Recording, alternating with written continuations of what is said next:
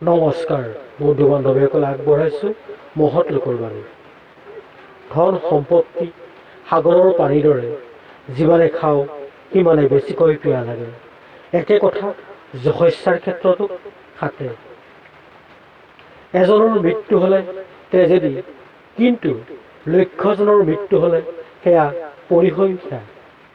বিবাহিত জীৱন কেৱল তেতিয়াহে সফল হ'ব পাৰে যেতিয়া স্বামী স্ত্ৰী দুয়োজনে ইজনে সিজনক নিজৰ নিজৰতা ৰক্ষা কৰাৰ দায়িত্ব দিব পাৰে।